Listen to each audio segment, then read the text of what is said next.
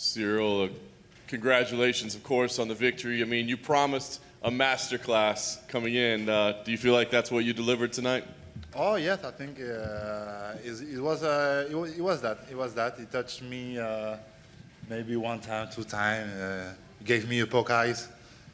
My vision was flou, comment on dit flou? Blurring for all the fight. It was not easy to manage this, but yes, it was. I think it was a masterclass. Yeah. Let's talk about the feel coming in, right? We worried, how would you perform in front of the huge crowd, in front of the boos, and the first big event. Was the feeling any different? Any pressure, any nerves more than the fights at the Apex? No, we laughing. It was just awesome. It was the show was really perfect. It was not for us, but it was like it was a little bit like for us, but it was for Derek Lewis. But yes, this was awesome. The fun when the light put down, the music, the entrance of Derek Lewis with the screen. What is that? The screen. It was really crazy. Really great show. Obviously, Derek Lewis, we know what he brings to the cage, right? It's the big right hand, the one big shot. You knew what you were going to face, but how was it being in there? Was it exactly as you expected? Was he a little faster? Was he stronger? What was the feeling there? The feeling was exactly what we expected. Exactly what he expected. That's why he never touched me. He never touched me. Never touched me. Every time, maybe he land 10 times his right hand. He never touched me 100%. And because we work on it, because we expected on it, and we did it well. You fought very intelligently, and then the third round, you really kind of turned it up a little bit and got the finish. What did you see to say, okay, now's the moment to really attack? Because obviously when you attack, you put yourself at risk. Yeah, I was not sure because at the first time I thought it was done and the referee gonna stop the fight, but he didn't did. Yeah, at the second time my coach said, let's go. All the coach, all the team say, let's go. So I do it, and yeah, the referee stopped it. It's still very early in your career, but there you are with the UFC belt. Can you just say what this moment means to you right now? I don't know exactly. A little bit strange because, yeah, like you say, but it look a little bit normal. Comment tu dis? Yeah, it's really thankful. I'm really happy. I'm really proud. And this is not exactly for me. This is for my coach, Fernando Lopez. Everybody knows the story with Francis, though he was really close to have the bet, and unfortunately he moved in Vegas. And this is also from my MMA factory, my gym. This is for the fan in France. This is for my country. So this is for my family. I'm so happy. Yeah. That's awesome. And then last thing for me, you'll obviously want to celebrate and enjoy it, but we know the unification fight is next. Ideally, when would you like to see that fight happen? I know you want to spend some time with the family, but when would you like to fight Francis? When would it work for you? When exactly? Maybe some people ask me maybe for the end of this year. It's possible, yeah, it's possible. But yes, I did a lot since 1.5 years, and I have a baby. I'm waiting for a baby, so I just want to rest a little bit, a few months. And I don't know exactly. We will see. Ciryl, you came out to Tipping on 4 Fours, Wrapped in 4 Folds. That's a Houston classic. On Wednesday, when you played that, did you know when we were together, when you played that, did you know you were going to actually walk out to that today? Yeah. Yeah, of course. This is a classic music. This is a classic music with a rapper from Houston. I love the culture from Houston. And there are a lot of rappers with DJ Screw, Big Mo, and a lot of guys. And I love this. You talked about how American black culture shaped a lot of your growing up compared to French culture. Do you understand that you trolled the fans in Houston when you came out to that song? Because they actually thought Derek Lewis was coming out.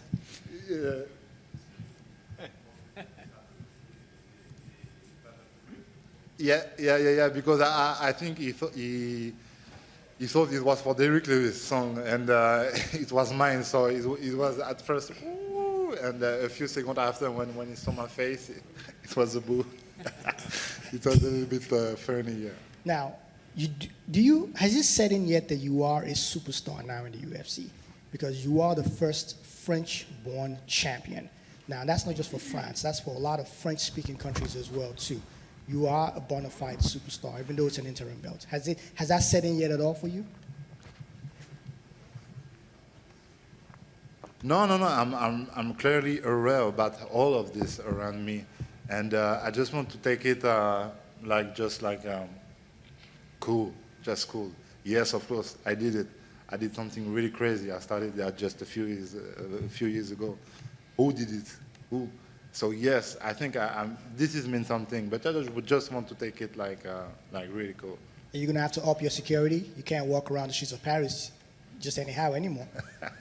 No, the people are really nice with me, and I love to take time with us.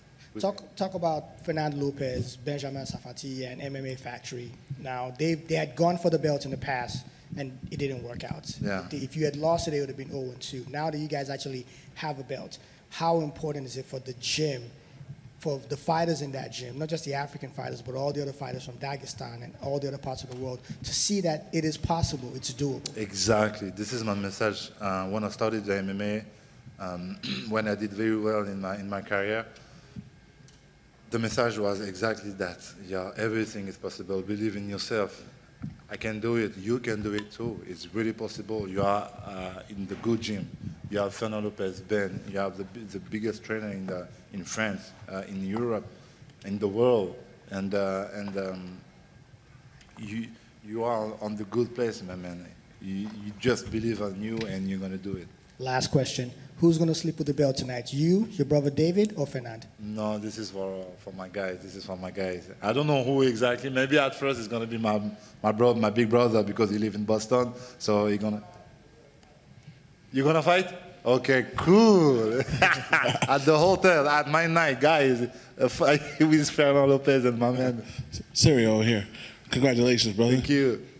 Now that you got that belt, do you feel you're the best heavyweight in the world? I don't know. I ask you the question. What do you think? Hey, you put on the show today, man. You shut out one of the heaviest hitters in UFC history, so props to you. Oh, yeah, good. Yeah, I think I'm one of the best of the world now. I think this has meant something, so yes. No, I said, do you think you are the best? I don't want to say that because the champion is still Francis Ngannou, and I must to fight all the guys of the roster to be the best. I think I need to prove.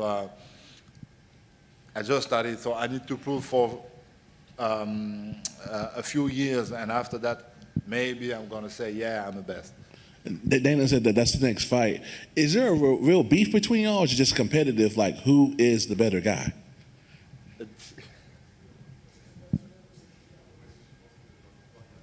Oh no, for me it's just a sport. No, it's just a sport. It's just a sport. I don't just want to make a show. I just want to do a performance, and this is my job. This is my job, and I just want to make money with that. And as my guy alluded earlier, being from Texas, that was the ultimate troll job coming out to tipping on fofos.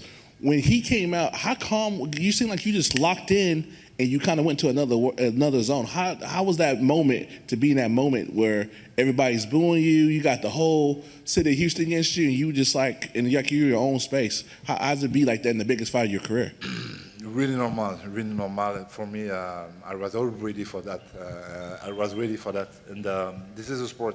It's not the first time, exactly. It's not the first time, and this is a sport that's really normal. No, doesn't bother me. This really doesn't bother me, and I knew that already. How big would it be if you and Francis get to do y'all thing in France and headline the first UFC card in France? Qu'est-ce que j'en pense? Yeah. I want to bring the UFC in my country. I want that. And final question for me: what do you think is going to be different when you go back home that wasn't existed before you got this belt tonight? How do you think your life has changed? No. Really no. Now you know me a little bit. Now I'm really cool. I'm really okay with that.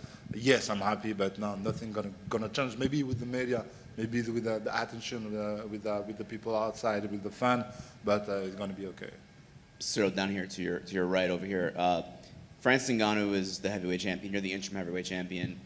You had the same coach. You know, the same coach brought you guys up, Fernand Lopez. What does that say about how good of a coach Coach Lopez is? It's a genius, exactly. It's a genius. Every time he can see the future. When we met him at first in the MMA factory, and I did just 2 training. He told me one day this guy is going to be a champion, and he take care of me. And now today we did it. So. Obviously, you and Francis have trained together. You sparred together. Is that any kind of an advantage now going into a real fight with him, that you already kind of know what to expect? For the fight with Francis, sorry? Yes. Yeah, because you've already trained and sparred with him, so you know a little bit about how he fights. Yeah, the training is something, the fight is another thing. Yeah, not surprised. Everybody know Francis his strengths. Everybody know what is my strength, and we will see. We will see. But for the moment, I don't want to thinking about that. I just want to rest a little bit and to enjoy. Welcome. Mon français. Voilà, exactement. En français, de façon à ce que les images tournent au maximum chez nous.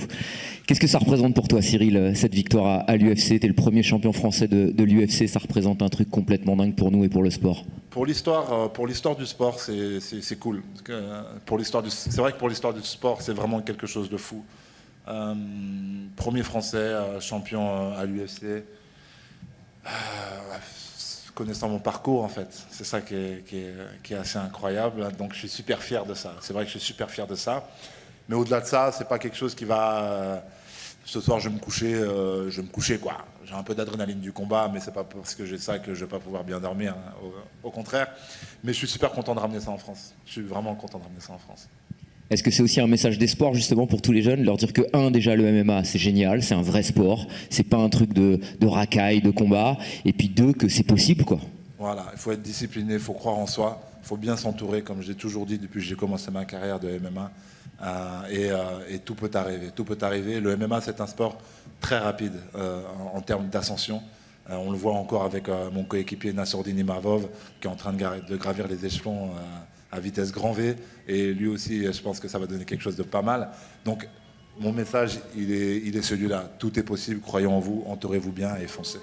Est-ce que ton image, tu penses qu'elle va changer maintenant en France? Alors t'as une superbe image parce que on t'appelle le bon gamin, mais t'as toujours le mot pour tes partenaires, ton entourage, ta famille, avant même de penser à toi, sans te rendre compte finalement que t'es champion. T'es champion aujourd'hui. Ouais, je suis champion, mais franchement je te jure, je le vis vraiment comme ça, c'est vraiment pas pour moi. Ça c'est pas pour moi, je te jure c'est pas pour moi. C'est de voir le sourire sur la tête de mon frangin qui m'a vu grandir comme un... Tu vois ce que je veux dire? Au bout de 3 ans, il me voit champion du UFC, mais c'est n'importe quoi ce qui se passe. La fierté de mes parents, la fierté de mes coachs, tu vois, c'est ça qui me fait kiffer. C'est ces moments de vie-là. Ça c'est bien, ouais, of course, mais c'est tout ce que ça engendre à côté. Dernière question, parce que pour nous c'est encore plus fort. J'ai posé la question à Dana White de lui dire ça y est, logiquement le prochain combat c'est face à Francis Ngannou. Ça peut être à la fin de l'année. Alors il y a les problèmes de Covid, etc. Mais ça peut se faire à Paris. Qu'est-ce que ça représenterait pour toi de combattre pour la ceinture de champion régulier face à Francis Ngannou, l'ancien du MMA Factory, avec l'histoire qu'il y a avec Fernand Lopez, devenir champion du monde face à ton ancien coéquipier quoi, à la maison? Ce serait super. Franchement, si ça pouvait se faire en France, ce serait super. Ce serait vraiment super. Et on va tout faire pour que ça se fasse en France.